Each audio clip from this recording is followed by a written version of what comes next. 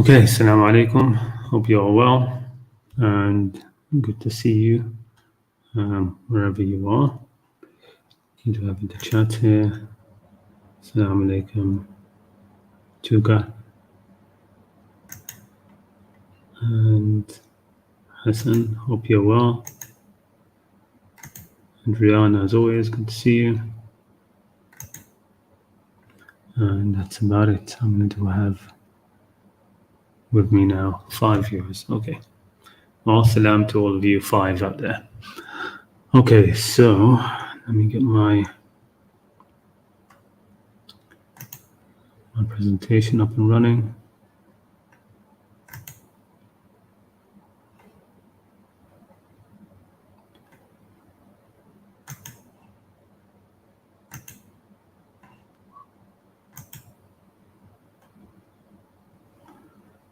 Okay, let's change the format.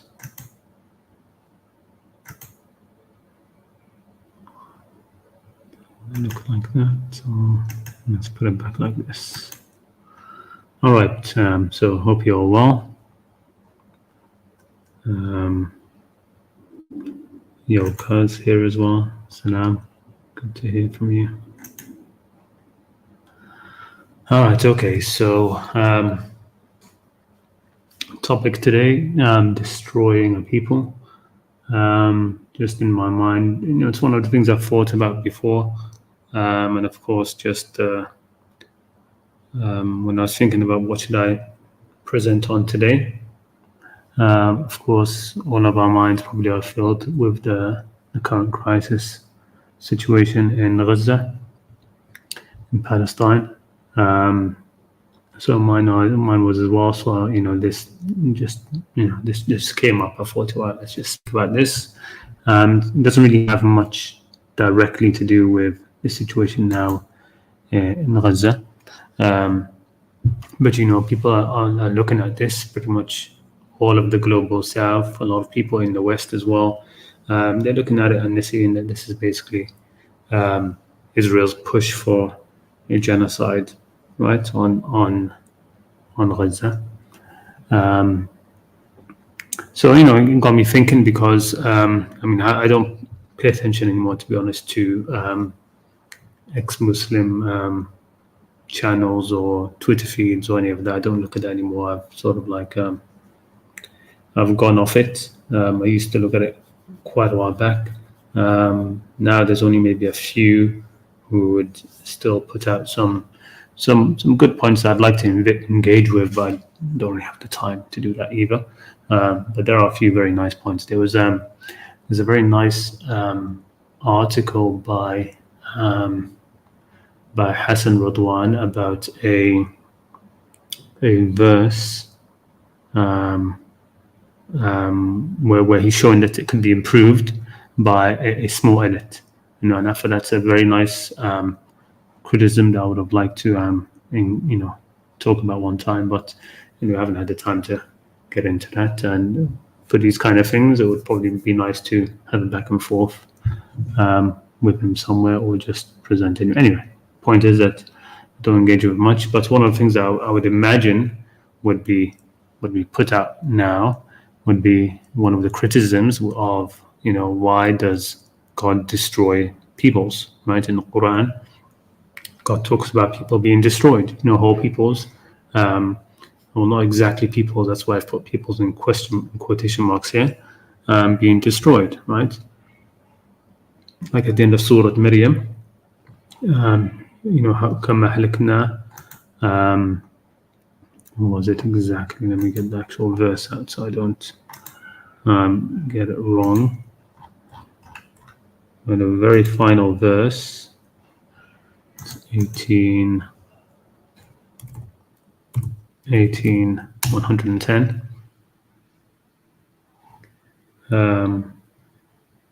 No, 110. Sorry, that's 18 is Surah Al-Kahf. I'm talking about Surah Maryam. And the very last verse, which is 98. Where it says, وَكَمْ أَهْلَكْنَا قَبْلَهُمْ مِنْ قَرْنٍ هل تحس منهم من أحد أو تسمع لهم ركزا, right? And how many we have destroyed before them of generations, qarn, right, of generations. Can you perceive of them anyone, or hear even a sound from them, hear even a whisper from them? So that's an example of that. Some people would, sometimes ask this question: why does God destroy whole peoples? And I have a take on that, which I thought I'd share. It comes down, of course, to the topic of these live streams. To contemplate the Quran and think about what is there. In this case, it's more meta, right? It's more meta about why God destroys peoples. But anyway, let me just go through my presentation, and hopefully you'll see where I'm going with this. So the key two verses. So two verses really put everything into perspective when it comes to this idea. First one, which says, never while its people are reformers. Right? Basically, the verse says, وَمَا كَانَ رَبُّكَ لِيُهْلِكَ الْقُرَى بِظُلْمٍ وَأَهْلُهَا مُصْلِحُونَ. And your Lord would not have destroyed, or never destroyed, or isn't befitting for your Lord to destroy a cities or qarya, right? Cities, really, cities more like village, right? Qarya is smaller than a city. Cities or villages unjustly while their people are reformers. Well, first of all, the thing where they say بِظُلْمٍ مَا كَانَ رَبُّكَ لِيُهْلِكَ الْقُرَى بِظُلْمٍ. Of course, God will not destroy unjustly. But the meaning, the main meaning to be taken from this is God would not destroy people for their injustices while their people are reforming. So while the people are reforming, are actually doing islah, right? The thing here, muslihun, right? It doesn't say salihun, right? It doesn't say وَمَا كَانَ رَبُّكَ لِيُهْلِكَ الْقُرَى بِظُلْمٍ وَأَهْلُهَا صَالِحُونَ. That doesn't make sense. How could they be a people of injustice while they are being salihun, right? That doesn't go together. But what it says is muslihun. So they are putting things right, right? So this qarya, this community, this township is people of dhulm, right? They've done grave injustice, but God would not destroy them if they are trying to put things together, trying to trying to reconcile, bring reconciliation against any injustice or oppression that is being carried out, right? So that's one thing. So God doesn't destroy people who are actually in the process of reforming or moving away from their injustice, moving away from their dhulm. All right, so there's that. That's one of the verses. Okay, one of the key verses. Hold on, sorry, I need to plug this in. The charge is failing.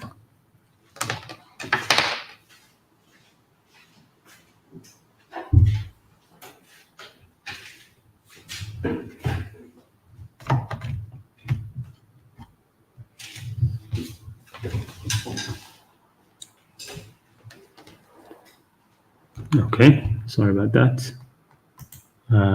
Sound is still okay? I think so. Okay, so that's the first key verse. The second key verse, which says, except that its people are oppressors, right? So it just basically almost mirrors the other verse. So this verse says, وَمَا كَانَ رَبُّكَ مُهْلِكَ الْقُرَى حَتَّى يَبْعَثَ فِي أُمِّهَا رَسُولًا يَتْلُو عَلَيْهِمْ آيَاتِنَا, right? And never would your Lord, or isn't befitting, وَمَا كَانَ رَبُّكَ مُهْلِكَ. It's not, your Lord would never destroy townships or qaryas, villages, until he had sent to their mother a messenger reciting to them or rehearsing to them our signs or our verses, right? Fi ummiha, so you can imagine a community of little villages or towns together, and you've got a central one or the main one, like how Makkah is described as al-Qura, the mother of not cities, mother of sort of towns, where a lot of them look towards it. Even though it wasn't the most populated, it was just the more important one place for the Arabs, right, at the time, the Hijaz, al-Qura. A messenger, right, to their mother, to send to their mother a messenger reciting to them our verses or rehearsing to them our verses. But the phrase I'm speaking about here is this last part of the verse, this last part at the end, which again reiterates something else. وَمَا كُنَّا مُهْلِكِ الْقُرَى إِلَّا وَأَهْلُهَا ظَالِمُونَ. And we would not destroy townships or villages or cities, even if you want, except while their people were wrongdoers, while their people were ظالمون, committing injustice, right? They are unjust people. So the whole people have descended into injustice.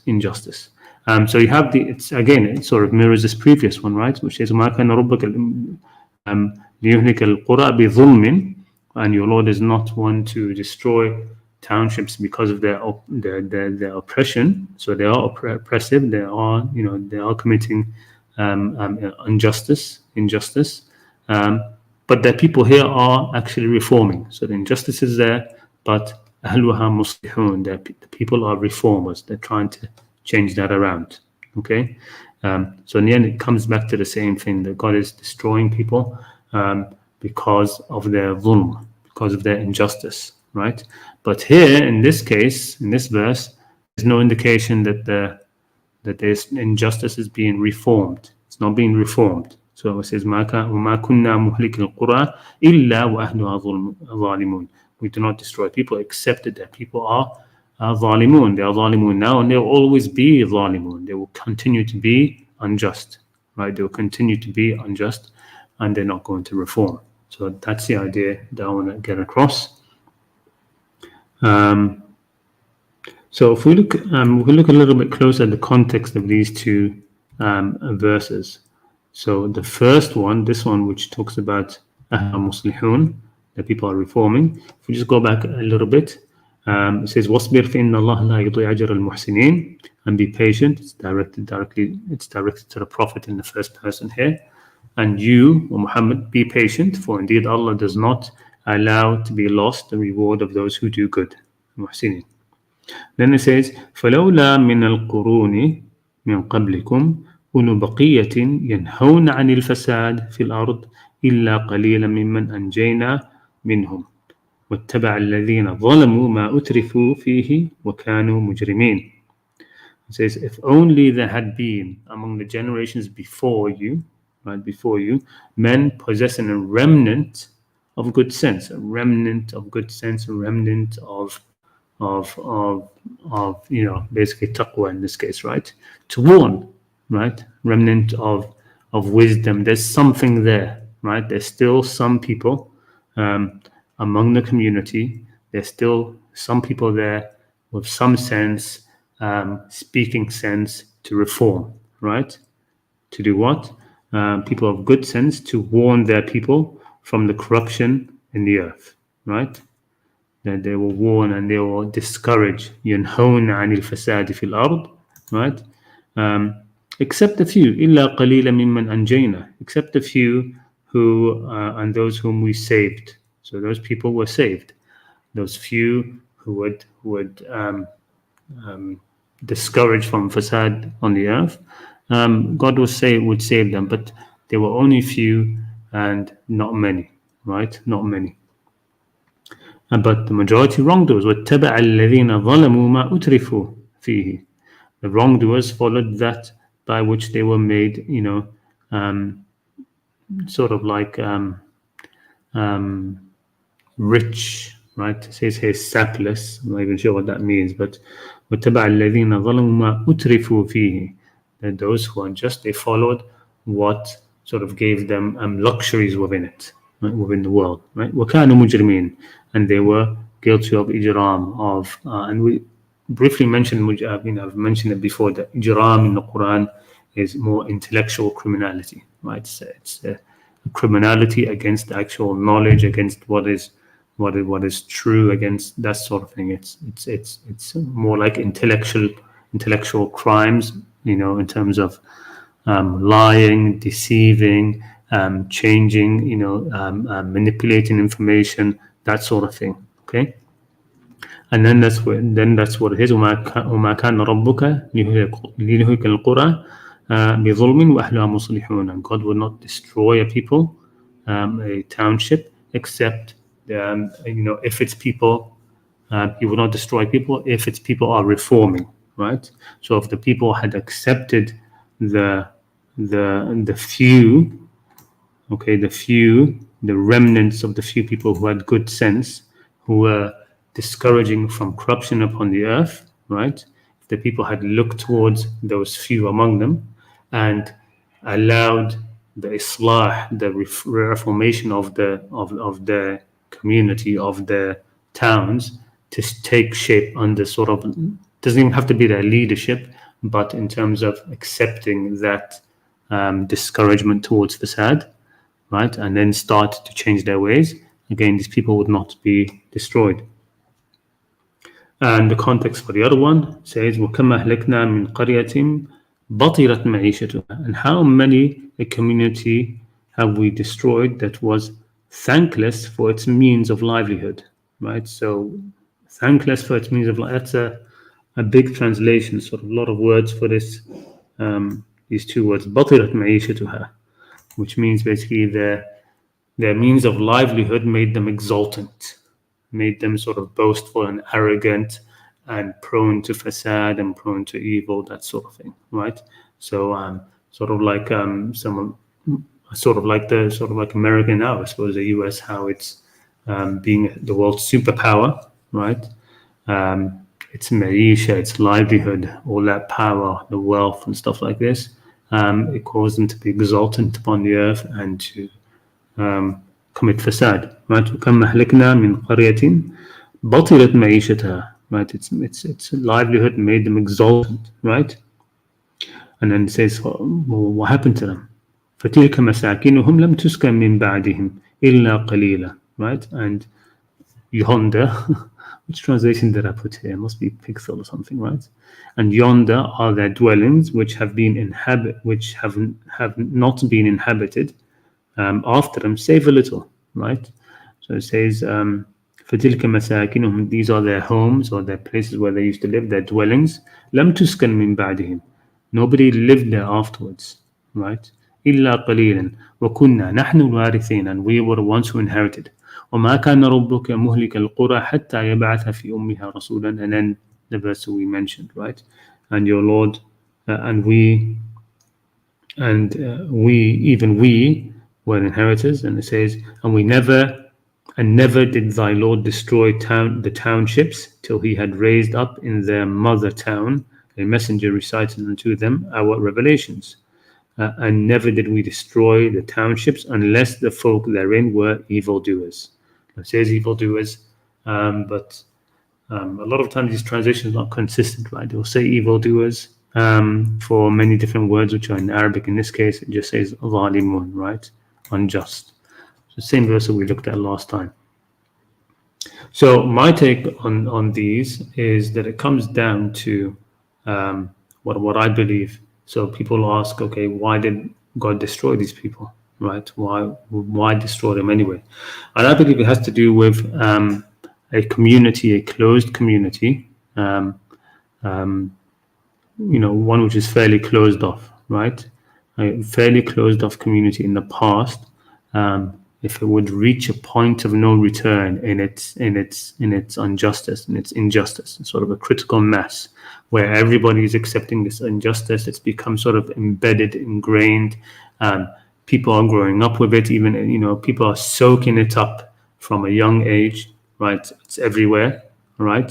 In their corruption and in their oppression, that's everywhere. That's become, it's reached a point like that. The evil has become so manifest, so widespread.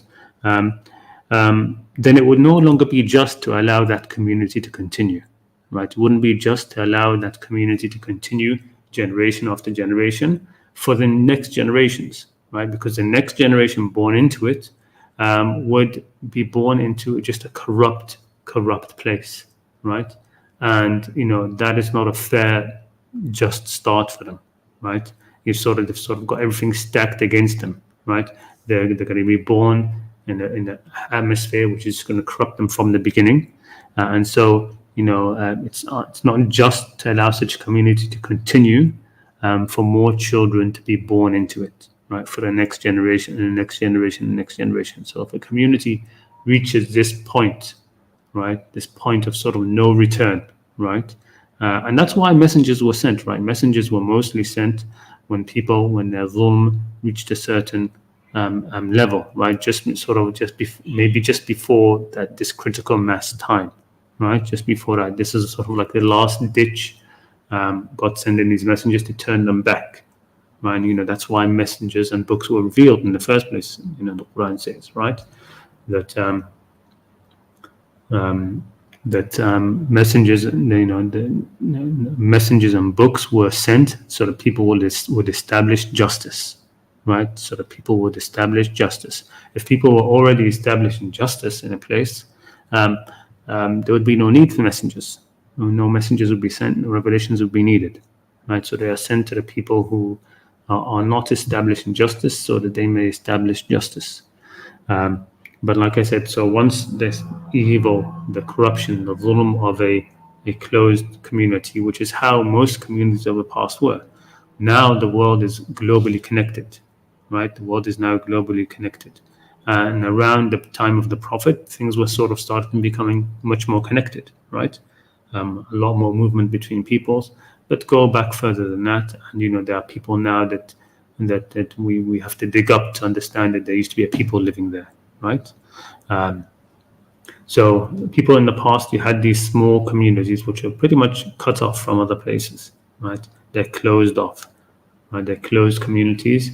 And in that sort of like bubble, the corruption reaches a certain point after which it will not return. And it's because it's in a bubble that it will not return.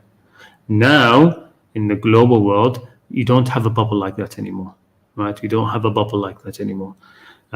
There's always going to be movement of people. There's now, especially now, the world is interconnected, the internet and, TV, you've got the UN, you've got, the whole world is like a village, a whole global village, right? There's no one place which can go reach a point of no return anymore, right? Everything is mixing. People are mixing. Information is traveling, right? It's not like it was before.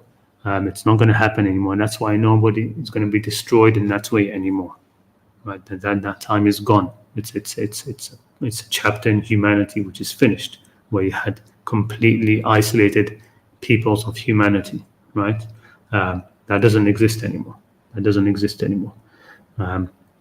Even in the midst of Amazon jungle and places like this, there are, the young people there, know about the outside world, right? They know they want, some of them want to go out and, live in a city and, get, learn new skills and stuff like this. So that's my take on that. So it would essentially, such a community that God destroys is essentially a failed community. It's a failed section of humanity, right? That part, and that's the whole point of this world, is to be a test, to be an ibtila, right? So that people born into it will be able to choose between the light and darkness, so to speak, right? Between the truth and falsehood, to go through. So if they are born into a place where it's just completely corrupt, complete falsehood everywhere, then that's not it's not just to have people born into that, right? That's the section of community which has reached that point. It is a failed section of community, and it's better for it to just be destroyed and wiped away. And then so new people who will be born into places where there's more balance, right? There's more balance.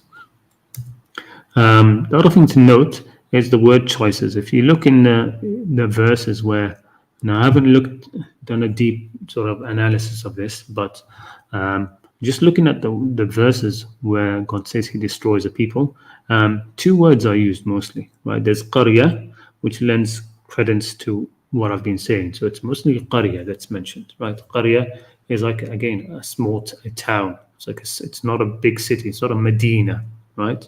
it's a qarya, right? The places that, or the peoples that God has destroyed are qura, right? Qarya. So it's like an isolated, more of an isolated community, right? So we're not talking about big nations. We're not talking about big nation states. The peoples of God completely sort of wiped out without a trace. There are people who, once they are wiped out, pretty much nobody else knew about them, right? You just, later generations would come and see their dwellings there, right, empty and nobody there. But because, again, they were so isolated, that's why few people later knew about them or knew what happened to them, right? So it's that same idea. We're talking about two sort of like things that qualify, so to speak, for a community or people to be completely destroyed or wiped out by God. One, when the evil reaches a critical mass, a point of no return, and two, that place is isolated to a certain extent, right? That other peoples aren't going to be able to. There isn't a flow of different people coming in and out, mixing, and which would potentially change it, because then there'd be no. If that was happening, that point of no return would not be reached, right? You'd always have good people moving in and out, bad people moving in and out, and that sort of thing. So things would change, right? But like I said, so qarya is being used, and the other word used is qurun, right? Qurun, which is it's used for generation. Some translation seems to put it as community. I'm not sure why, but qarn is usually a generation. So talk about the first generation, but it's also a generation that's specific. You can talk about the generation now as in the generation of the whole of humanity, but that's not what's meant. What's meant is a generation of a people or of a qarya again. So it comes back, I think, to a qarya, right? So a generation of a certain people. It's not going to be a generation of the whole of humanity, right? So even when we talk about, people talk Islamically, or in Islamic literature talk about the first qarn, the second qarn, right, of Islam. You're talking really about the first generation of Muslims, the second generation of Muslims, the third generation of Muslims. You're not talking about the first generation of Muslims and everybody else in the world who is part of that generation. No, you're really just talking about your section of humanity, that generation. So both of these, I think, lend credence to this idea. And of course, God always saved the people who used to discourage the evil, right? So God did, when people were to be destroyed, those who denounced evil were the ones who were being saved, right? So the community might have reached a critical mass, but that doesn't mean that everybody in it was not denouncing evil. There would be a few who would be denouncing evil, and they would be saved, right? كَذَلِكَ نُنْجِ الْمُؤْمِنِينَ. In one verse says, I should have put that in here, but there's a verse which says, when talking about how certain people were saved, and then the verse comments, and thus do we save the faithful, all of the faithful. They are saved. And anybody else in the situation, whether there's a messenger there or not, right? There's some way that they could be saved.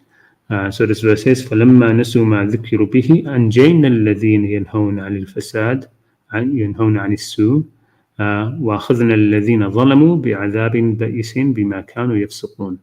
And when they forgot that whereof they had been reminded, right? So when they'd completely forgotten themselves, right? That Nasullah فَنَسِيَهُمْ, right? They forgot God and they forgot themselves. They forgot what they are. They forgot their humanity. So when they forgot all of this, we rescued those who forbade the wrong. We rescued who? Those who forbade the wrong. Those who forbade the evil, open evil, ugly evil. وَأَخَذْنَا الَّذِينَ ظَلَمُوا. And who did we take? Who did we visit with punishment? الَّذِينَ ظَلَمُوا. Those who were unjust, the oppressors. بِعَذَابٍ بَئِسٍ. With a dreadful punishment, because they were evil livers, it says here, يفسقون, because of their fisq, their fusuq, right? Their wickedness and that sort of thing.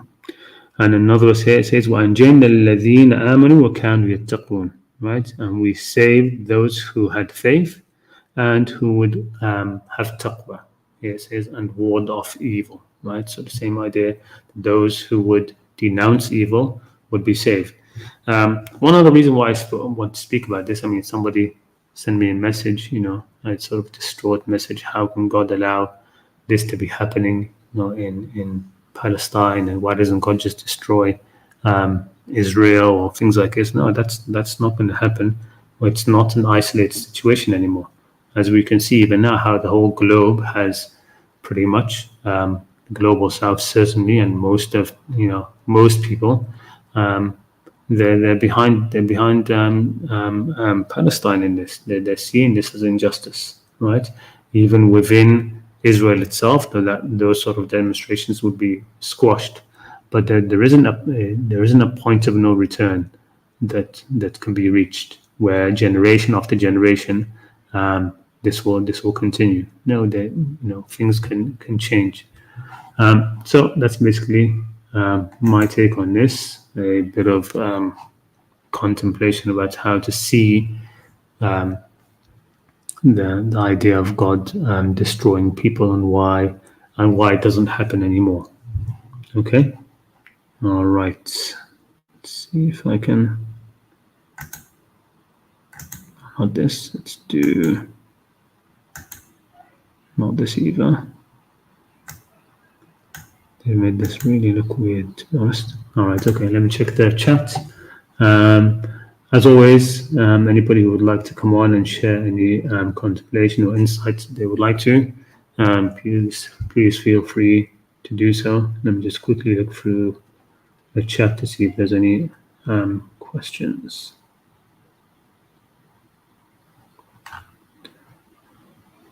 Okay, we have Free Palestine from Reza. Says, why do people call you Shia if you defend the family of the Prophet?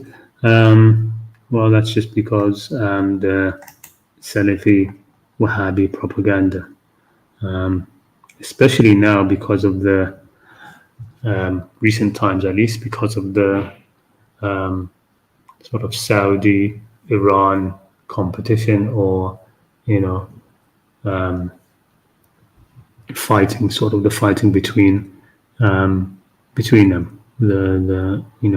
Like for example, when I was growing up, the Salafis, they weren't attacking the Shia much, right? Because they were attacking the Sufis mostly, right?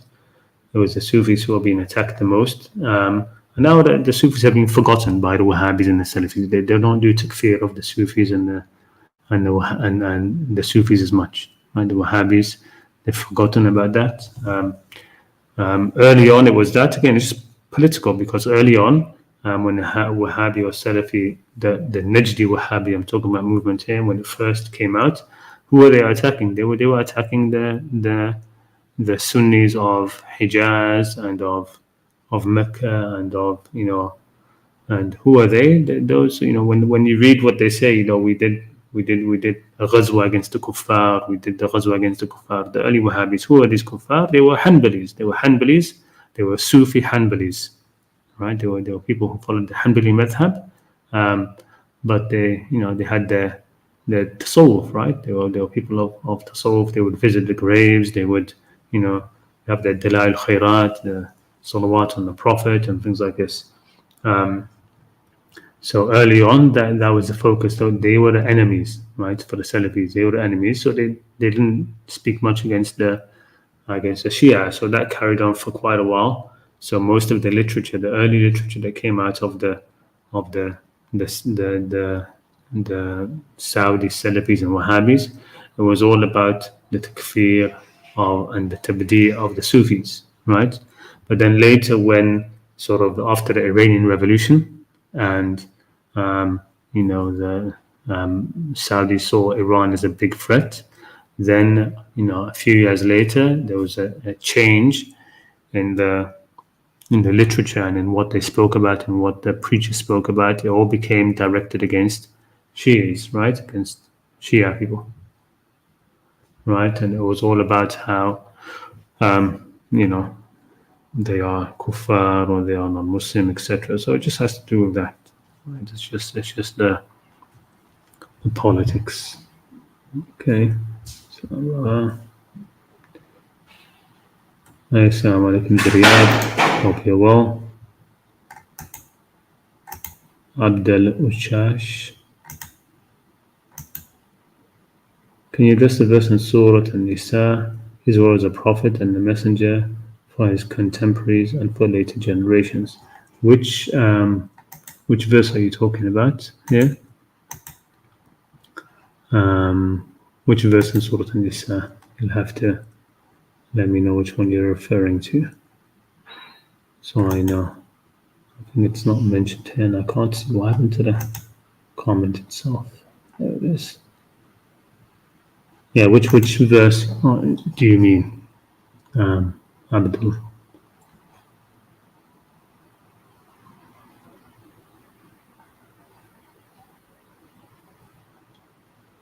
You'll have to let me know. Maybe you mean the verse من يطع الرسول فقد أطاع الله, that one.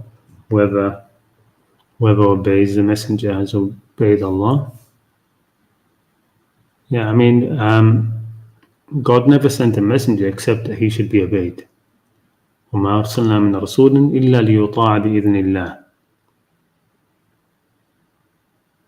So every messenger should be obeyed, but it's completely different from obeying hadiths or obeying reports about the messenger from others. That you don't have to obey. But unless you can tell me which verse you're actually referring to, I'm not sure, but I suspect you're talking about that one, right? And this verse, let me look it up, verse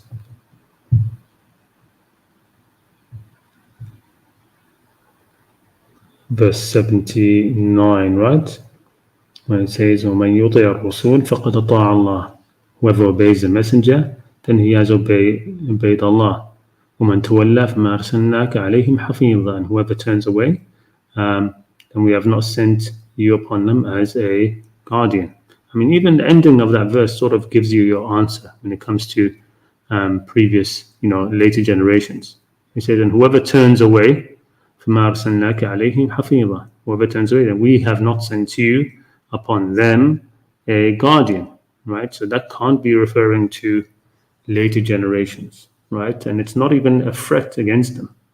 So if they turn away, okay, then the messenger is just not a guardian over them.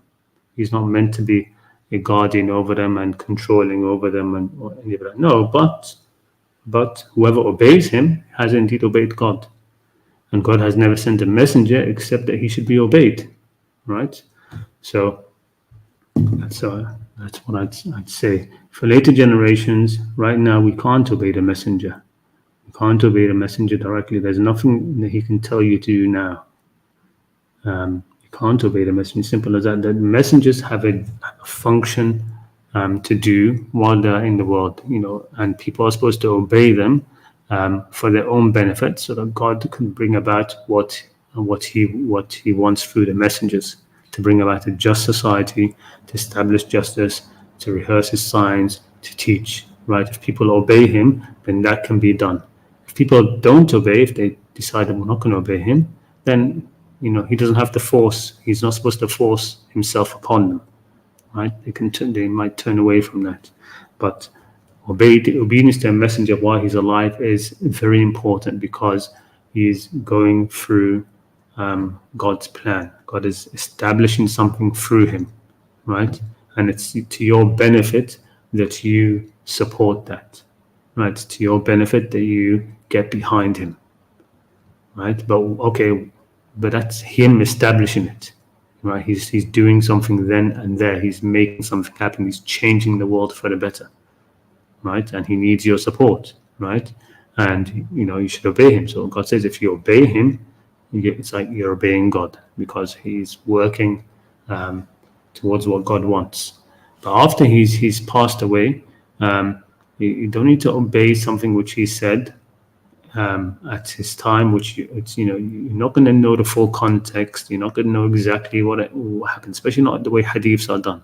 Hadiths are just reports which are chunked, right? They're chunked out of their context, even if they are true, and say, okay, now what the messenger said in 7th century Arabia, I'm going to use it in, the 51st century Japan. No, you don't have to do that, right? So that's what I'd say about that. It says here, okay, why do most Muslims hate Jewish people? Well, I don't know. Most Muslims do hate Jewish people. Right now, it's all got to do with just Israel. That's what it comes down to. It really has nothing to do with hating Jewish people. The Jews lived in Morocco fine. They lived in Palestine fine. They lived in many parts of the Muslim world fine. There wasn't much issues. There wasn't much issues. And in fact, in terms of religion, there is no other religion which is like Islam other than Judaism. Right? They have proper Tawheed, even though they have some tashbih and things like that in it, but they have Tawheed. It's not a trinity or anything like that. It's not a muddled Tawheed. They have Tawheed, they have Akhirah, and they have Nubuwah. Right? They believe these three things are in. Right? These three things are in, and it's the only religion which is like Islam. There's no other religion really which is like Islam other than Judaism. So, I can't speak for all the Muslims, but I don't see Muslims' hatred of Jews. I see a hatred of what's happened recently.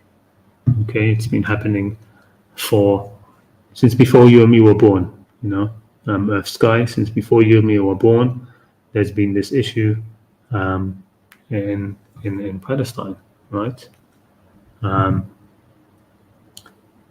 anti-Semitism, which is actually something which happened in Europe, never happened in the Muslim world, right? And we never had these caricatures of Jewish people of as animals or rats or big noses, all of that. No, that's the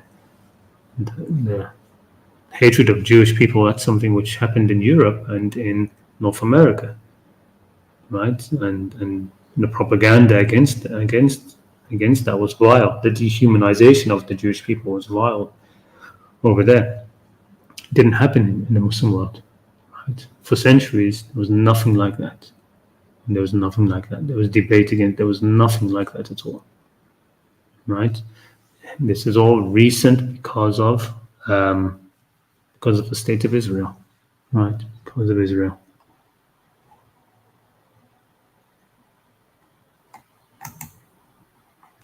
Why do Arabs refuse to accept the existence of Israel in 1948? Well, no, they didn't. I mean, I think you need to look. You need to look into the history more. I think. I mean, Noam Chomsky is a very good person to look. I mean, I put in my community feed. If you just check the community feed, there's a video which I made a community post showing a video of Noam Chomsky, one of the great intellectuals. I think he's still alive, speaking at the UN, talking a little bit about this history. Talking about everybody. It was the two-state solution, for example, right? That was proposed by Egypt, by Jordan, and by Syria. They proposed the two-state solution across borders which were recognized internationally, right? Israel abstained. The Arab nations wanted to have this two-state solution, have a state for Israel, a state for the Palestinians. Israel abstained, and America vetoed it. They said, no, we're not going to have. So it's not that the Arabs and Muslims are not accepting the existence of Israel. It's Israel which is not accepting the existence of Palestine. It's completely reversed. I mean, the propaganda on this thing is just so intense. It's so crazy that people have completely warped the wrong idea upside down about it, right? And while and they're deliberately shooting. I mean, they've killed the two-state solution, right? The Israelis deliberately killed the two-state solution. It's not going to happen. because while the negotiations are happening,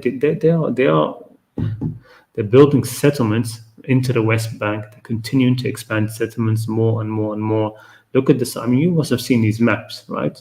Look at the borders that were drawn up, and each time Gaza gets smaller and smaller and smaller, and the West Bank gets smaller and smaller, and then chopped up into islands, right? So now you have Section A, Section B. It's crazy. I'm sorry, but this channel isn't about educating people about world affairs or politics or any of these things. I would just say you have to learn a bit more. There's certainly nothing in the Quran to make Muslims hate Jewish people. There is a prediction in the Quran that you will find that those who have the most hate, لَتَجِدَنَّ أَشَدَّ النَّاسِ عَدَاوَةً, will not hate, but sort of like animosity, or who will be your greatest enemies among mankind. You'll find that they are going to be الَّذِينَ أَشْرَكُوا and al-Yahud. You'll find that the Jews and the الَّذِينَ أَشْرَكُوا, they're going to be the ones who are the harshest against you. Right? They're going to be the harshest against you. And you can sort of see that alliance now. I don't know if you see in social media this crazy alliance between the Israelis, the Zionist Israelis, and the extremist Hindus, the Hindu Vata of India. It's crazy. Of course, it's a one-way relationship, right? The Hindus are these extremist Hindus, the Hindu Vata, the sort of right-wing Hindus. They're declaring their love for Israel, and we stand behind you, and they're putting their flag next to Israel's flag. And in the reverse, the Israelis, the Zionist Israelis are basically, stop, we don't want nothing to do with you people, you idol worshippers, you filthy people, and a lot of racism directed towards and the Hindus, saying, keep away from us, we don't want your help, you're filthy, you're this, etc. So there is that. But no, the Quran also recognizes among them are great people, among them are salihun, among them, etc. No different to us. No different to us. Does the Quran refuse the existence of Jews in a Jewish state like Israel? No, it has nothing to say about it. The Quran was revealed 1,400 years ago. It's got nothing to do with the state of Israel or anything like that. It's got nothing to do with that. Why do we hold Jews in contempt? Zionists I would hold in contempt. I wouldn't hold things. You're saying Morocco and Tunisia were the exceptions? Well, no. I mean, even now, there are a huge number of Jews who are anti-Zionist, who are anti-Israel, right? Do they hold other Jews in contempt? No. Look, it's a whole political issue. It's a political issue. It's got nothing to do with religion. It's entirely a political issue.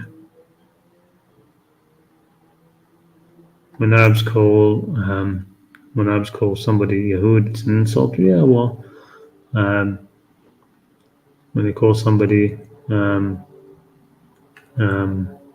things, it's an insult as well. Abd, slave, yeah, it's an insult. They say that to anybody who's dark-skinned, they will call him Abd. There's a lot of racism among the Arabs, at least the Khaliji Arabs in particular.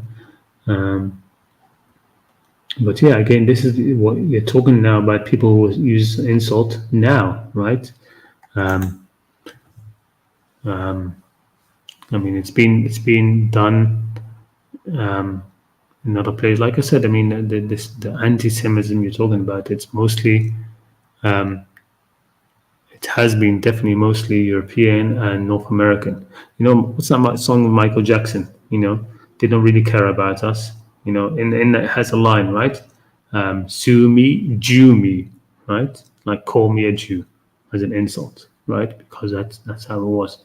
But in the Muslim world, it wasn't like that, as far as I know. I mean, the people who I know now who would use that as an insult are the people who I know now who are born.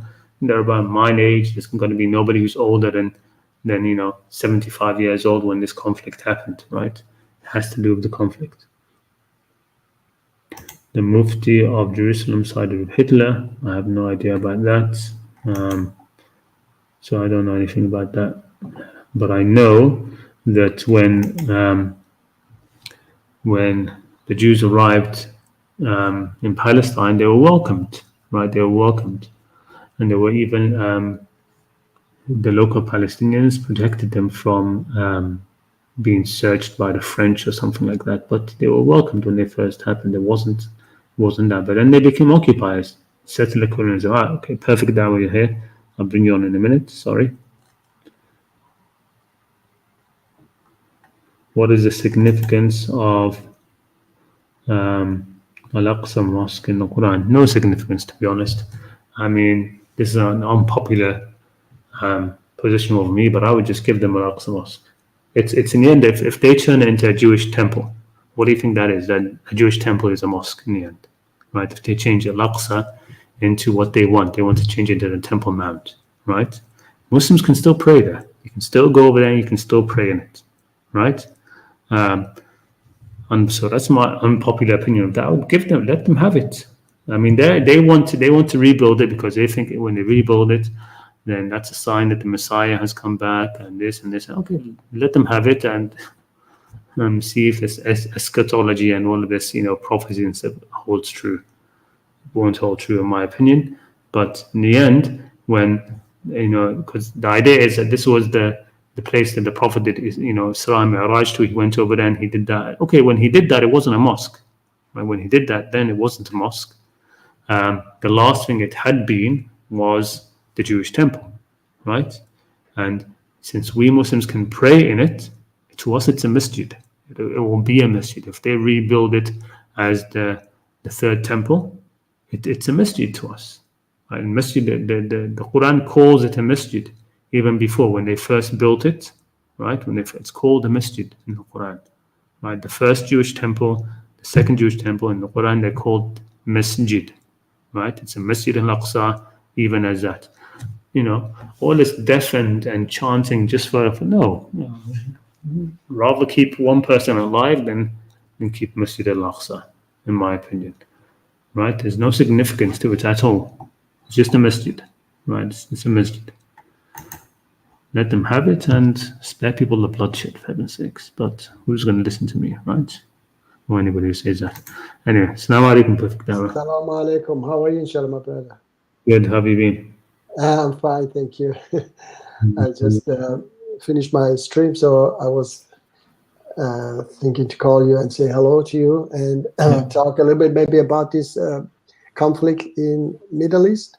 Yeah. Yes. Yeah, because a lot of people maybe don't have this information that the Iranian regime actually is behind Hamas, and they have a lot of problems inside Iran. And that everybody know that the Iranian regime paid them, I think, nearly $350 million a year, and they send them weapons, everything. So they have been always, surviving by exporting the problems inside Iran abroad by supporting different terrorist groups. And 8 years useless war with Iraq. The only one who wanted to continue that was Khomeini. He was saying that war is a blessing, peace is death to Islam, because he knew that through war he can survive. And now, because of the war in Israel, just in 3 days they executed 20 people in Iran, which before that they were not able to execute so many people. So unfortunately, these extremists, they win from these conflicts.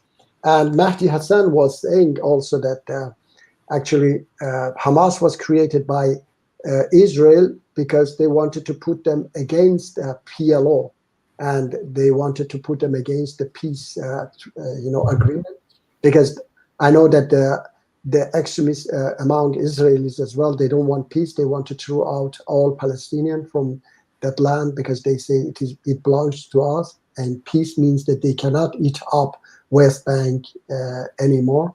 So unfortunately for me, these people, extremist people, they win, and innocent people get killed only. Yeah, I mean, like I don't want to get too far into the politics or these things. In the end, um, you know, the little I know, I think I see it clearly enough. But for example, like in Hamas, I know it didn't start that way, right? Hamas, I don't think it was created by Israel, Okay. but I think it certainly was supported by Israel in the beginning. Hmm. Of course, it started off as youth programs, right? Yeah. Hamas started off as just something. The founder created it as sort of having youth programs, something for the youth in Gaza to do.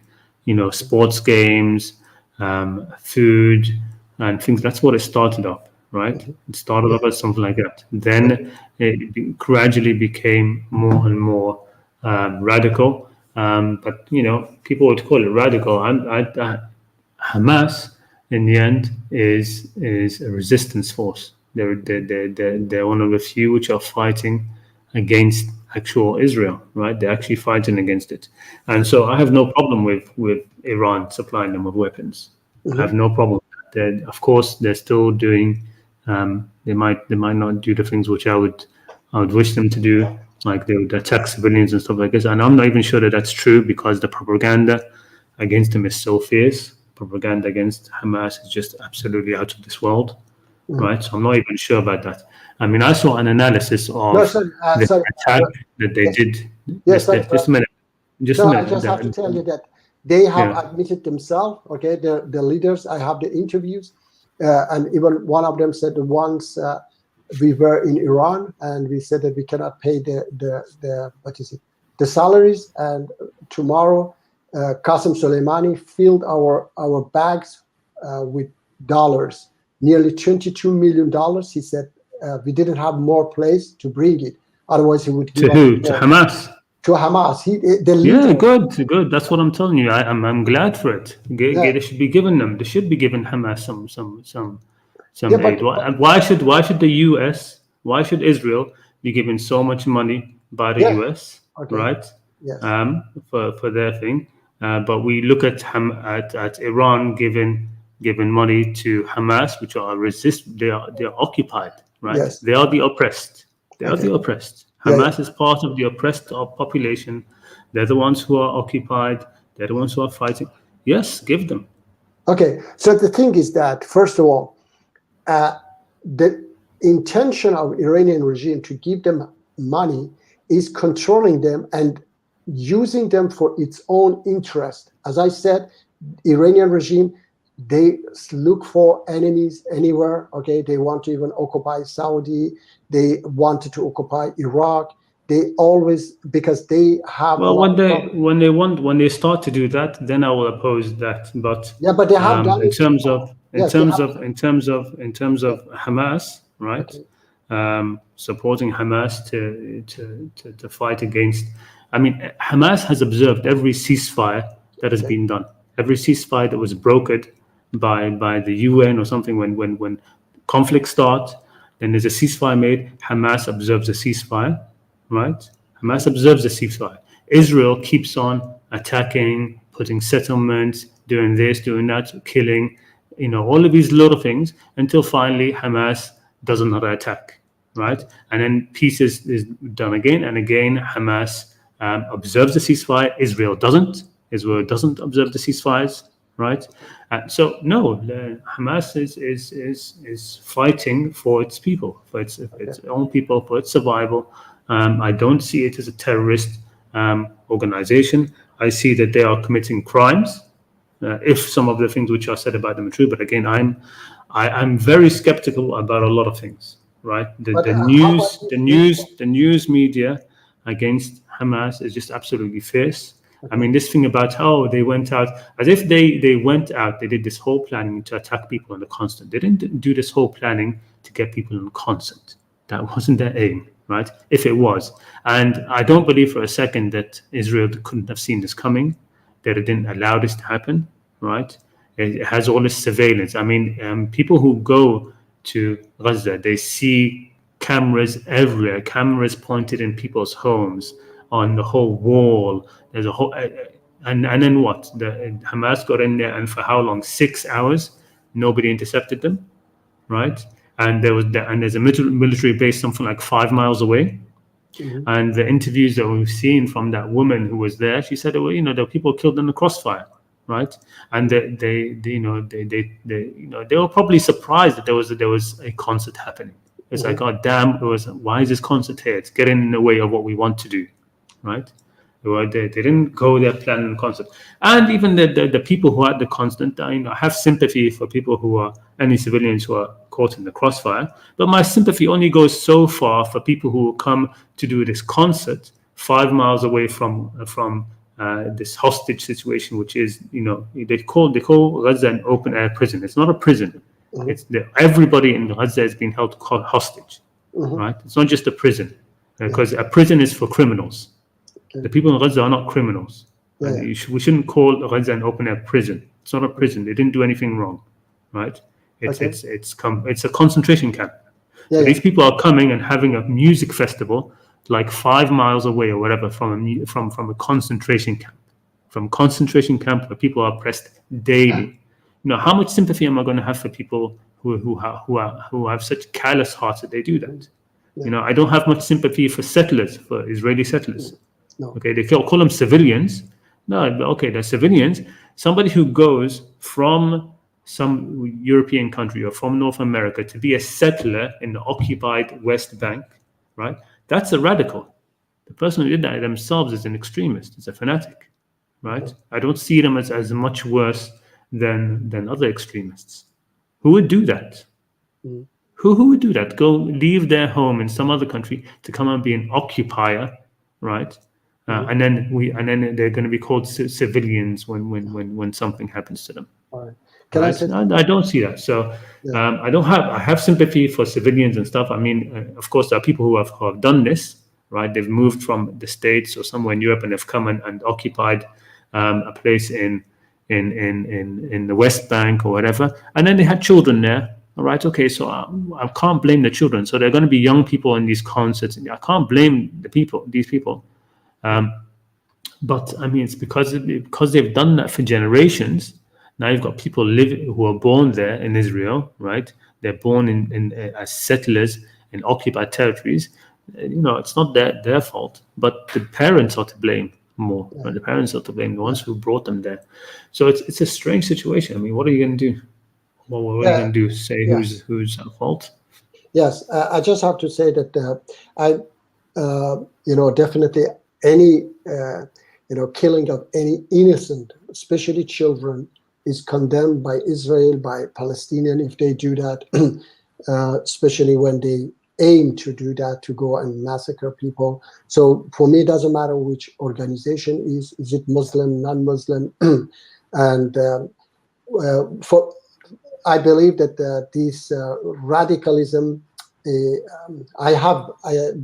I've been involved in politics in 44 years, and I have seen that is those radical Israelis, those who want to occupy Palestinian lands, they benefit from even Syrian's war. They wanted that the Syrian war continue, because as long as there is, there is conflict in the Middle East, then nobody concentrate on Palestinian and Israelis issue and the peace. So that's why when I don't have this sympathy for, unfortunately, for Hamas, because Hamas is, for me, I have sympathy for PLO, because I know that Hamas is a puppet organization in the hand of Iranian regime, and Iranian regime doesn't care about Iranian people, has killed millions of Iranian people. So they don't care about Palestinians, they don't care about Iraqis, they don't care about anybody. All they care about is about their power and money, and they use Hezbollah, they use Iranian people are dying of hunger. They pay $750 million a year to Hezbollah and a lot of money to Hamas. So Iranian people saying that this is our money that you are spending on other things, okay? So Iranian regime, if they give money to Hamas, is not because they love Palestinian, they care about Palestinian. They just want to create, war and show the West that we have power, so you don't have to do this to us. What do you mean create war? Sorry? I mean, how is Iran giving money to Hamas going to create war? It's not creating war. I mean, The look, war is already there for them. They're no, already occupied. They're resisting. I know. And I see the opposite. I see the PLO as being the puppets for Israel. It's an Okay. Israeli front. PLO Yes. is Israeli front. Yeah. Okay. But This Hamas, is different Hamas, opinion, yes. yeah, no, but Hamas, they're resisting. Yeah. They're the ones who are resisting, and they're fighting. Whether that's in the best interest of Iran or not, it doesn't matter. Okay, because I they're think, resisting. sorry, Brother Khalid. I don't see this resistance to blow up yourself in a bus or in a McDonald's, which they have done in the past, or going. I mean, the and suicide. you cannot deny at all of these things that happened. Yeah, I mean, suicide. Like I said, people. Look. I accept that Hamas have done crimes, okay, war crimes and etc. Yes. But they are not. That doesn't mean that they're not they're doing a war, right? They are in the war. Yes. They might commit war crimes. They might target civilians. They might do all of this, right? Yeah. But that doesn't mean you stop the war. I don't believe they target civilians. Right, I don't believe Hamas targets civilians. Okay. Secondly, even the civilians who we're talking about here, I don't have as high as a sympathy. I mean, it would have to be sort of like on an individual basis. I'd have to like look at them, but generally, I don't have this high amount of sympathy for the occupiers. Right, they're these who we call civilians. Like I said, the people who would willingly come in and be part and be settlers in this situation. No, they're part of the problem, right? So I don't have that much sympathy. But that's sorry, we cannot say that all those people who were in that that festival, because we know that there are a lot of. I don't believe they targeted the festival. I don't believe the Hamas even knew there was a festival there. Why would they go out to get a festival? Yeah, but all that planning for a festival. No, not for the festival. No, the planning was just attack and go kill as many. Yeah, so the festival, the festival was something unlucky. Okay, the festival was something unlucky for Hamas. It got in the way. If I'm a leader and I send my troop somewhere to go and attack, so I don't tell them, okay, they are on your way, just kill them. No, that's not. I don't think that's what happened. Yes, but no, but I don't. They were killed, and everybody nobody denied that they. I don't think that's what happened. Even Hamas hasn't denied that they killed, people in the festival. They have killed, and we saw even videos that they were people were running away, crying, and even the hostages. They were hitting the hostages. People, the Israelis also killed the civilians in the crossfire, right? So there was that video of that woman who was a survivor from the thing, and she was talking about how she was in the home, and the terrorists came in, right, and they treated her humanely, right? She was saying they treated us humanely, they looked after us, they guarded us. I was in the house, and the soldier, there was a banana in the bowl. Soldier asked, can I have this banana, please? Can I eat the banana? She was like, yeah, sure, you can eat the banana. So he's asking permission to eat the banana in the house, right? And then, she escaped because one of them wanted to surrender. But what she said is that the people died because of the crossfire, right? That's what she said. That's what the witness there said. Okay. And like I said, look, a lot of the what happened on the ground there, there's a lot of propaganda against Hamas on this. But in the end, Hamas are fighting against their occupiers, right? I'm not going to equate them with other people, like they're just terrorists or just out to kill people. They're not out to kill people, right? Every time there's a ceasefire, they've held to it. Whenever a ceasefire has been called, Hamas has been the one who's kept to it. Israel has been the one who's been flagrantly disregarding it. Every time, right? Decades. It's been going on decades. This has been going on decades. So I don't see that.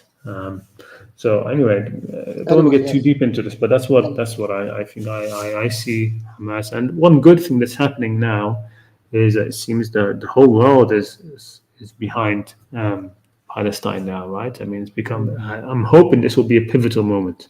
That this will be like a pivotal moment in history for this conflict. That things will change. Okay. Yes, and At I the same have time, to I say, think, yeah, I have to say yeah, is that this conflict was also something that changed, you know, a lot of view about Iranian regime, because Biden was, you know, very soft towards Iranian regime. They even paid them $6 billion. Now a lot of attack on Biden. He refroze that $6 billion, and he's now under you know, great pressure to impose those sanctions against Iranian regime.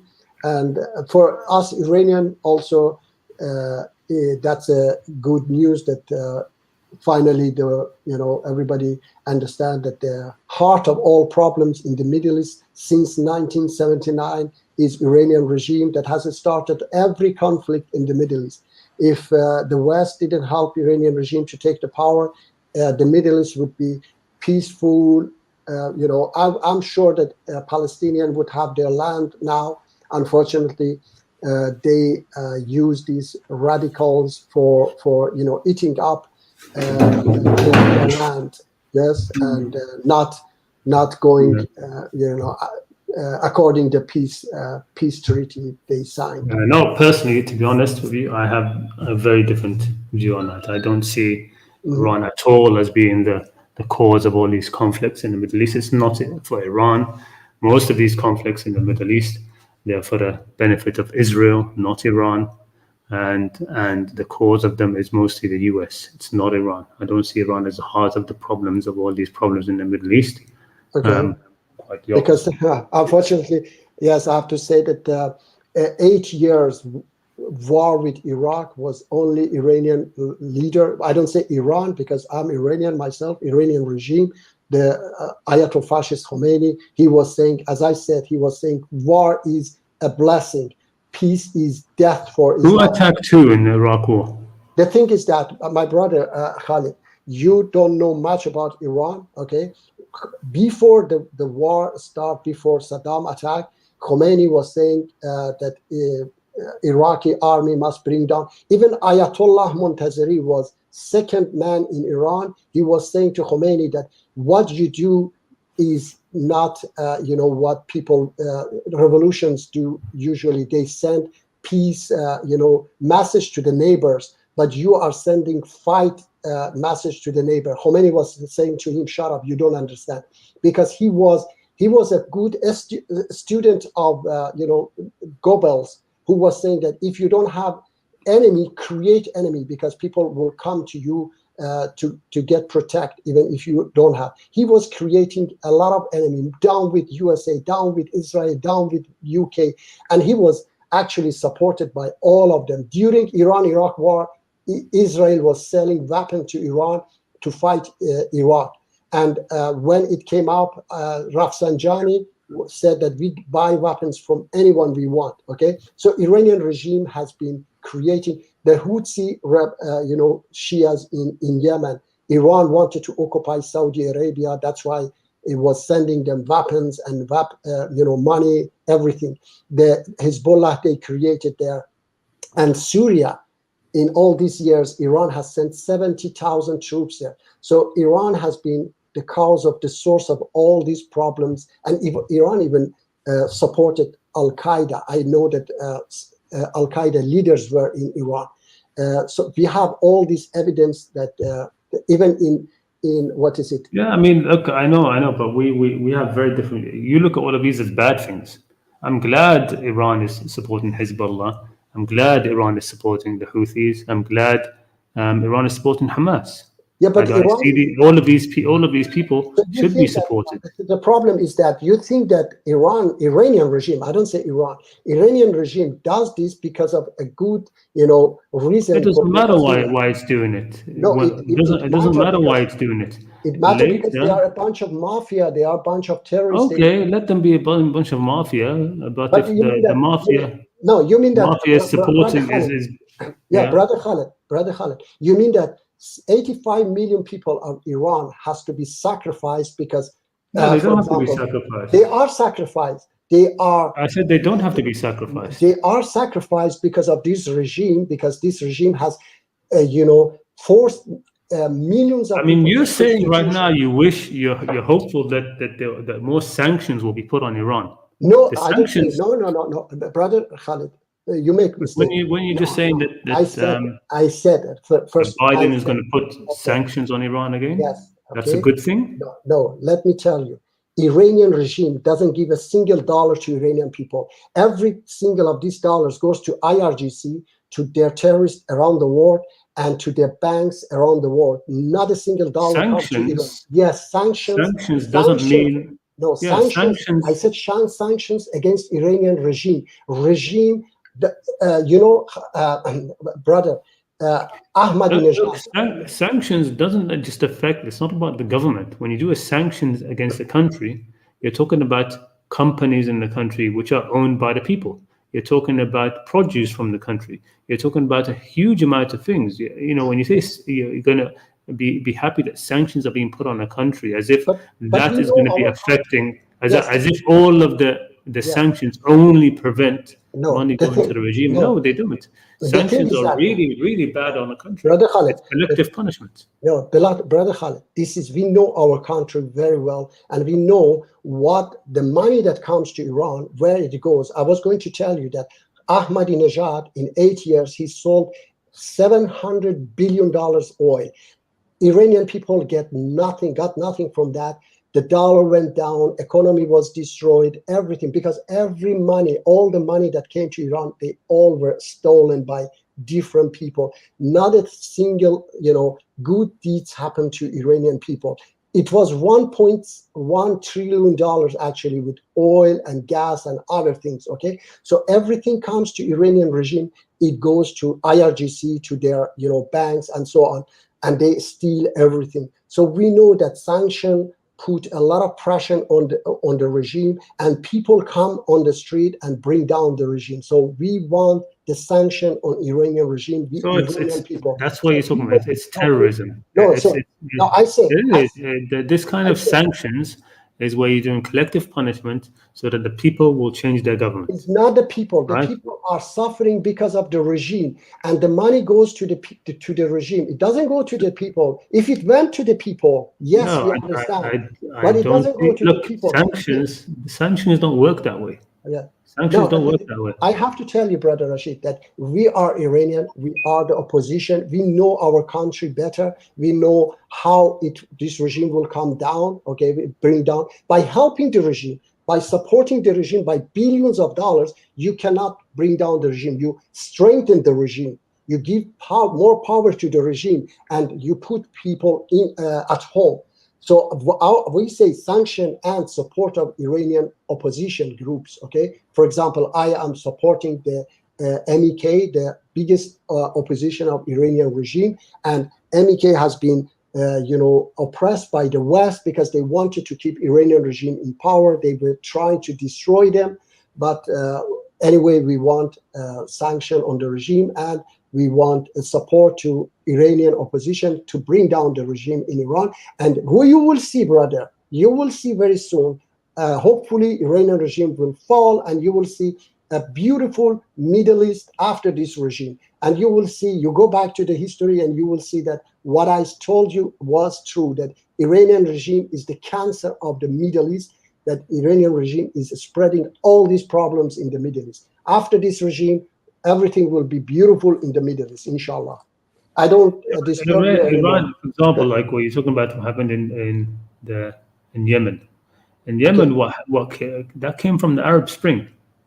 You're going to tell me that Iran engineered the Arab Spring? It didn't engineer the Arab Spring. No, I don't say fighting. That. Okay, so the fighting, what happened there was engineered it happened, the Arab Spring, the Arab uprising that happened, okay, and happened also in Syria, right? Okay. Yes, I know. And then, of course, you had different factions, and then there was in Syria, of course, there was the rise of ISIS, and it was Iran who basically beat ISIS. No, brother. No, absolutely. Iran was the ones who had the biggest victories against ISIS. No, right? my brother. And it's wrong. No, hold on a second. So when it came to Yemen, right? Yes, of course, you had the Houthis. The Houthis were being oppressed down there, right? And then you had, of course, Saudi Arabia and the UAE and Qatar. They were the ones who were propping up the government of Yemen, right? Which the people were trying to revolt against, right? Okay. People it was part of the Arab Spring, right? The people were revolting against that, the Houthis in particular, and so Iran was supporting who? Was supporting the people, Okay. right? The Houthis were the people, right? Yeah. And this president, I don't know if he's still in Saudi now, Saleh, whatever his name is, the prime minister or president of Yemen, who had to flee, right? And he's still in Saudi, and of course Saudi has been. I mean, the atrocities which have happened in Yemen, right? Who's are you blaming Iran for that, or are you blaming the Gulf countries? I mean, it's the Gulf countries, the Gulf countries that were doing all of that. It wasn't Iran. Iran was supporting the people who were fighting against that. Okay. And that's fine by me. Hezbollah, talk about Hezbollah, same thing. Hezbollah, right? They are a huge resistance, right, against Israel, right? And Iran supporting them, again, it's fine by me. If you're going to say, okay, it's for their own interests, okay, fine. Let's see when the time comes and they call on those interests, which are what? To invade Saudi Arabia? Okay, if they invade Saudi Arabia, then I'll say, yes, we denounce that and fight against that and all the rest of it. But right now, if their support is for the oppressed, if their support is for the freedom fighters, I'm perfectly happy with that. Okay, first of all, they're not supporting oppressed. They is just only agenda. But did you know? But wait, Hamas on the oppressed. They're the occupied. I know, but I just say that their Iranian regime's agenda. Did you know that Iranian regime? It doesn't matter about their agenda right now. No. Do you know that Iranian regime was going to blow up Mecca many years ago? They were they're going to blow up. Sorry? They were you have a very devilish view of them. I don't think they're going to blow. They would want to blow up Mecca. No, do you know that they were smuggling? They were planning to smother bomb Mecca. No, let me see. They were, smuggling explosive inside the Hajj's bags into, Mecca, which was detected. It was many, many years ago. I think 80s, yes. And even Ayatollah Montazeri, who was the second man in Iran, he was admitting it, and he said that Saudi's authorities they discovered it, and thanks to them they didn't do anything about that. Okay, it was a wrong move, he was saying, and several times Iranian regime called for demonstration that several hundred people were killed in Mecca in Hajj and so on. But anyway, I find that hard to believe. Very hard to believe. Shall I bring you next time Ayatollah Montazeri? No, it's got nothing to do with somebody admitting it or not. People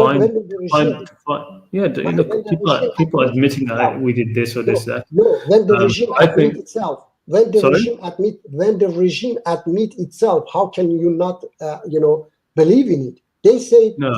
I highly doubt. The regime said we tried to blow up Mecca. I mean, they were. Let's say. Okay, look. I mean, that's how you framed it. Okay, let's say there were some weapons being smuggled into Mecca or something. It wasn't going to be to blow up the Kaaba. What? Not Kaaba, but anyway, they were taking bomb to Mecca. Bombs. What? To blow up Mecca? To do what? No, I don't know. They were going to blow.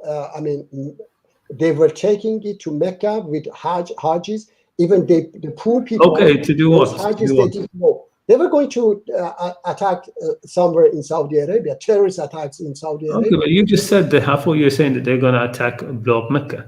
No, I mean that they were taking bombs to Mecca. Where they going to blow up? I don't know where they were going to blow up, which part of Saudi Arabia. But the bombs was coming to Mecca through the Hajjis. Maybe they were trying to smuggle them down to, when was this, in the 80s, you said? It was 80s, around 83, 4 something.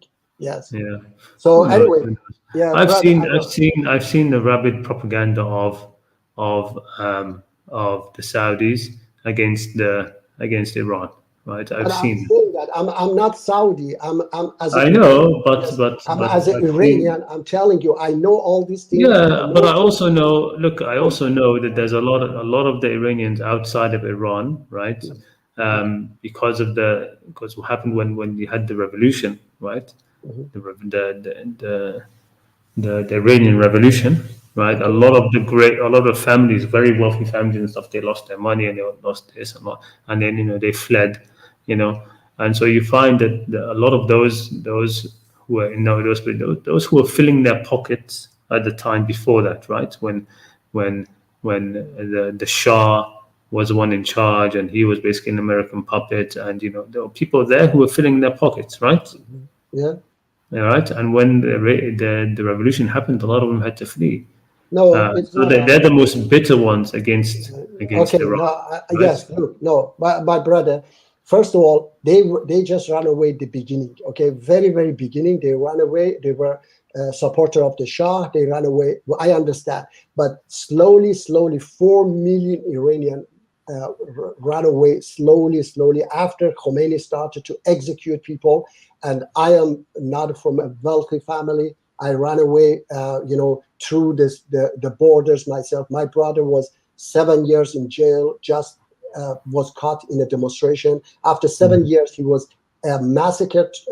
30,000 political prisoners were massacred by a fatwa from Khomeini. Ayatollah Montazeri, who was successor of Khomeini, he went against him and said, "This is not Islamic. You have no right to execute people who have gotten their sentence 10 years, 7 years, and you start to execute them." And he lost actually his position for these protests, and he was 5 years in house arrest just for writing a letter to Khomeini. So unfortunately, you have heard many propaganda from Iranian regime sites, but Iranian people now, 75% of Iranian people are on the poverty line. They live on $100 a month. A lot of revolution on the street. The Iranian regime shoot people on the street, children and women. They rape people in the jail.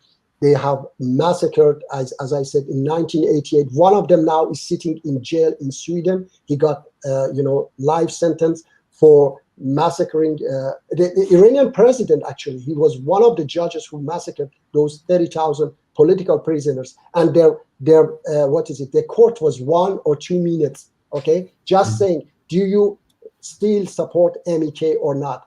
The minimum, yes, it was execution. Okay, so anyway, I don't want to disturb you anymore. Inshallah, some other No, time. it's fine. It's fine. Okay, sorry, thank But you. yeah, I mean, when it comes to I mean, I'm Iran. I don't see it as like some perfect state by any means. So I'm sure that they have a lot of crimes against them. They're just a political mover, same as like Saudi. All these other countries, they have their own agendas. That's definitely Yes, true. yes, But I definitely. definitely don't see them as the cancer of the Middle East or the worst problem in the Middle East or the cause of all of these problems in the Middle East. Not by a long shot. Not by a long shot. The main problem I see um, are the support for Israel, Israel covert actions, and also the support of the West for some of the Gulf countries. When it comes to what we're talking about, what's happening now, that Hamas are what Hamas are doing, they're resistance. They're a resistance. They're occupied force, and whoever is going to be able to support them, it's fine. I don't see that that's wrong.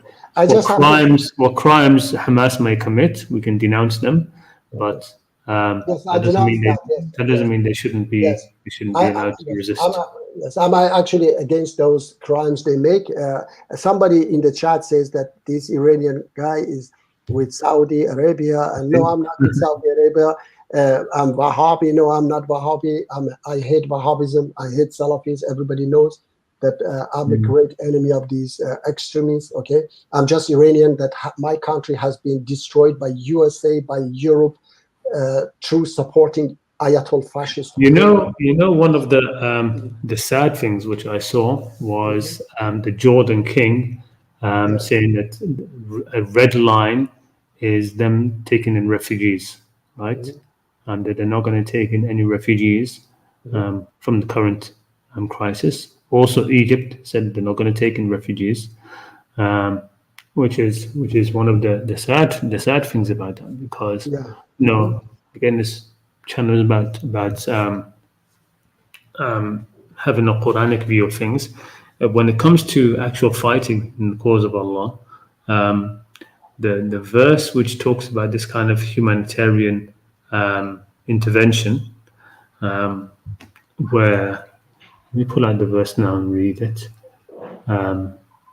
It's about those who are oppressed and they call out for help, and their call is to be taken out. Now, I appreciate that a lot of the Palestinians, they don't want to leave. Actually, they say that a lot of them think that if they leave, they'll never be, they're never going to be able to come back, right? Yeah. They're not going. So they won't. So some of them won't leave. They'll say either we get our freedom here or we're going to die. But there's the verse which says, وما لكم لا تقاتلون في سبيل الله والمستضعفين من الرجال والنساء والولدان. So it says, let me read it properly. Where's the translation? And why should you not fight in God's cause? And for those oppressed men, women, and children who cry out, Lord, rescue us from this town whose people are oppressors. By your grace, give us a protector and give us a helper. وما لكم لا تقاتلون في سبيل الله والمستضعفين من الرجال والنساء والولدان الذين يقولون ربنا, those who say, oh our Lord, get us out of this township, of this qaryah, whose people are oppressors. وَاجْعَلْ لَنَا مِنْ لَدُنْكَ وَلِيًّا وَاجْعَلْ لَنَا مِنْ لَدُنْكَ نَصِيرًا. And because one of the things that the only two times where fighting in God's cause is legitimized in the Quran is, of course, in defense, right? To fight against those who fight you. Yes. And the other one is in this verse, which if there's a people who are oppressed somewhere and who call out for succor, for help, you are permitted to go and fight to get them out. Yeah. It's not even to invade and to conquer and to think. You're allowed to go and fight to get them out of that position. Yeah. And so it's very sad that not even fighting, that Jordan and Egypt are just saying that no, we're not going to accept them even if they are coming out. We're not going to fight to get them out. But even if they're coming out, we won't accept refugees. I think Scotland has said that they will accept refugees from Gaza. That's sad that they don't do that. Yes, that's sad. Yeah, very, very sad. But they're saying first of all, Jordan, economically, they're saying that we can't take in that many refugees. They can. They just make an excuse. Yeah, I don't know. I can't say if they can or they can't. I know Jordan is in the end a poor country. But Pakistan has taken a lot of Afghans. Okay. Yeah. So it's not. So I don't know. So but it's it would be it would have been, even if they couldn't, they still could have tried, right? Yes. So let's do it anyway, even if it puts the country in a strain. And that would have been a huge humanitarian thing for them to do. But anyway. All right. Thank you very much, Brother Khalid. No problem. How was your stream, by the way? I haven't it was seen yours nice. for a while. Yes. Yeah, it was nice. Yes. And, what were you talking about in yours? Actually, mostly we talk about a little bit about this situation in Gaza, and then we talk about different, different topics. Yeah. Topics of Islam. There was a Christian who called in, and he loved the way I am. There was two people who I used to always see come to your stream. There was, what's the name? Tacos. Somebody called Tacos. Tacos. He's a funny guy. Funny guy. Yeah, he was a funny guy. And then there was somebody else. Who was it? There's somebody who always had a picture of a black manta or a black snake or something. Okay. And then you had a guy who was always with you, who was sort of moderating with you. Yeah, that's Martin, maybe. Martin. Yes. Yeah, Martin. They still come? Yeah, Martin is still moderator. I mean, he's admin. He's my a Christian brother from South Africa, and Okay. he's always with me. And yes, so All every right. Saturdays. Give Yes, them my best. Yeah, I mean, yeah. I Thank you, never my brother. got to speak with them, but every once in a while when I popped in or I saw that you were live, I would Mm-hmm, open up and I would see them with you. mm-hmm. So that was just give them my salam next time. Yeah, inshallah. I'll And try to if come. yes, if I'll try anybody, to. yeah, if I say anybody in the chat who would like to talk about this topic as well, next Saturday, every Saturday is 7 p.m. Central European Time. You can call and talk to me. I would love to talk about this topic as well, inshallah. All right. Thank you, my Okay, brother. brilliant. Thank Khaled, you. inshallah, we get in touch. No Thank you. problem. Salam Take care alaikum. of yourself. You Assalamu too. Thank alaikum. you. Take Salam care. Bye. All right. Okay. So there's nobody else. There's nobody else backstage. So I didn't get to see what was happening in the chat, to be honest. This is Tadaburat Fadl, who is a great person. You should definitely, if anybody doesn't follow him from the Usul Institute, Dr. Khalid Abul Fadl, definitely look into him. So he says that according to the Quran, anyone who doesn't care about their Muslim brothers in Palestine, China, Iraq, etc., and those who don't stand up for oppression are hypocrites.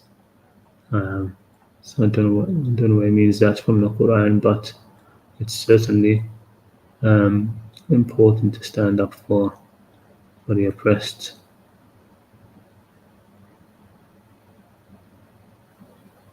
What's this? 40 beheaded babies. Islam is satanic.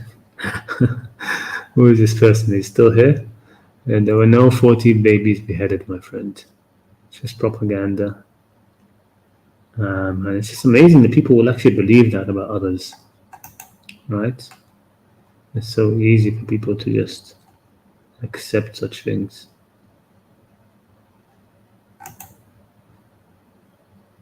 The US and other Western countries are the reason for the destruction of the Middle East. Yes, certainly, more or less, I think. The Iranian guy doesn't know anything about Iran. Well,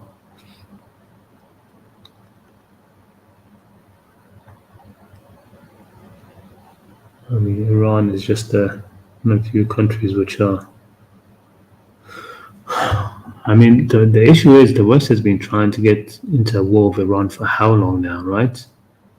There was the whole nuclear thing, and then there was the amazing thing that even the Iraq war, after all that happened, I remember when Tony Blair was called up for something. I forget what it was. He was called up to testify in something about his involvement in the Iraq war and all of this, and somehow he managed to make the whole thing about Iran, right?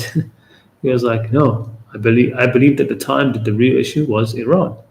It's like, well, at the time he never said anything about Iran, but now, yes, he was trying to beat up the war drums against Iran.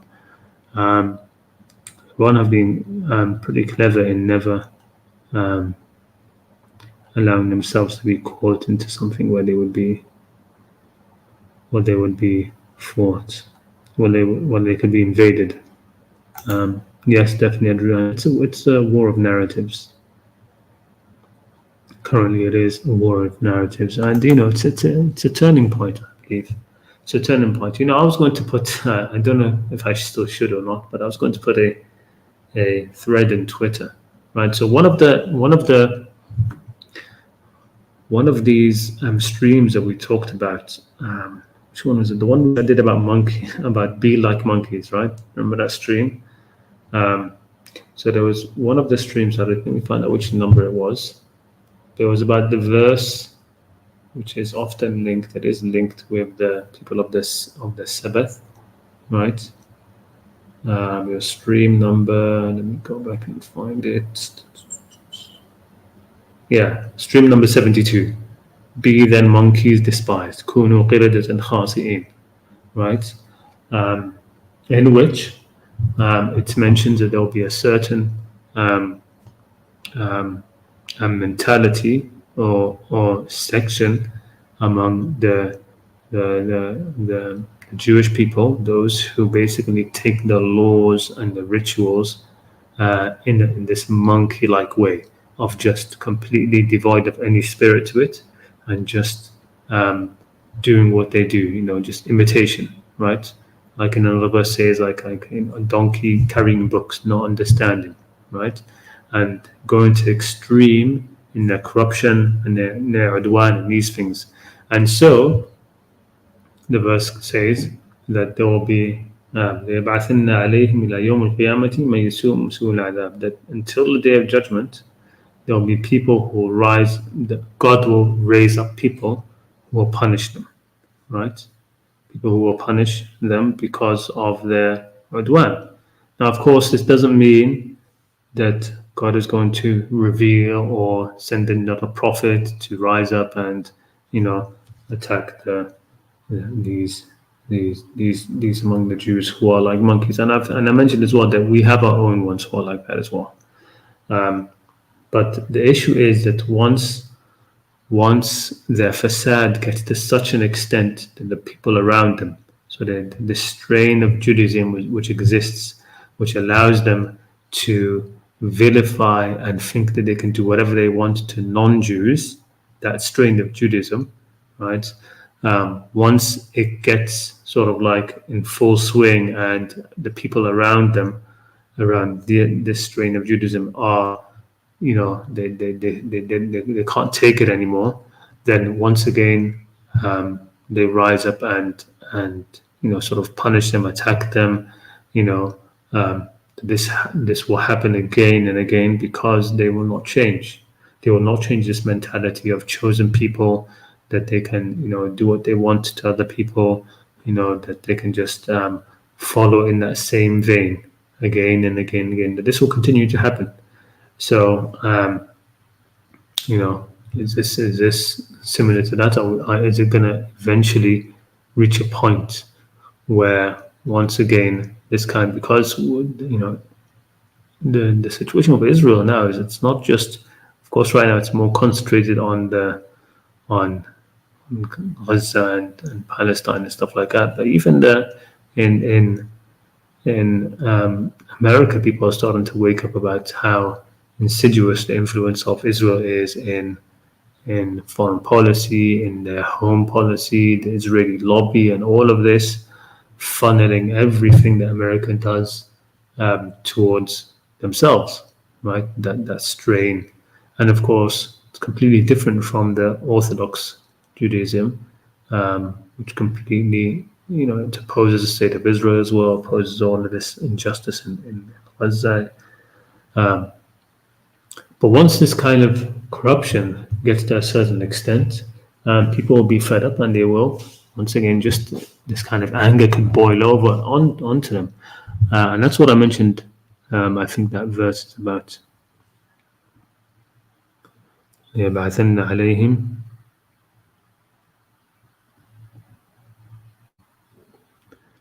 Verse, what is it? In Surah Al-A'raf, verse 167. So Surah 7, verse 167, where it says, وَإِذْ تَأْذَنَ رَبُّكَ لَيَبْعَثَنَّ عَلَيْهِمْ إِلَى يَوْمِ الْقِيَامَةِ مَنْ يَسُومُهُمْ سُوءَ الْعَذَابِ إِنَّ رَبَّكَ لَسَرِيعُ الْعِقَابِ وَإِنَّهُ لَغَفُورٌ رَحِيمٌ. Right?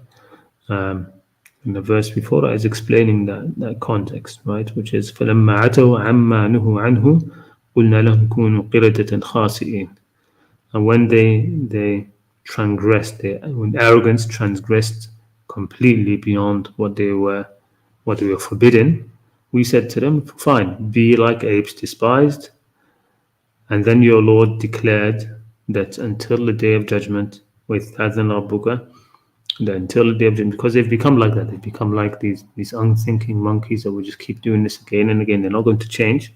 So until the day of judgment, he would send people against them to inflict terrible suffering on them. And your Lord is swift in punishment, and he is the most forgiving, the merciful. Right? وَأَخَذْنَا الَّذِينَ ظَلَمُوا بِعَذَابٍ بِئْسٍ بِمَا كَانُوا يَفْسُقُونَ. Anyway, that was in that stream. If anybody's interested in going back into that, long before this happened.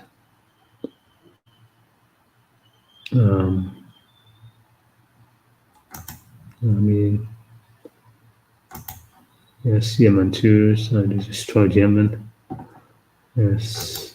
Most Muslim countries are deaf and blind to the Palestinians for 75 years. Now it's very hard for them to condemn what their leaders are doing. Yes. Yeah. Soccer players, right? That's where they're spending their money, in soccer players. True. True. Anyway, okay. I think we'll call it a night. And there's nobody else who wants to come on backstage, so I think we'll end it there. Jazakumullah khair. Thank you so much for coming and being with us tonight. And inshallah, our prayers go out to Gaza and the people there. And hopefully, this crisis will end and things will be, this sort of turning point, I hope, that we've wanted, even if it's come at such a high toll. Let's hope that this is a turning point for Palestine. Assalamu alaikum wa rahmatullahi ta'ala wa barakatuh.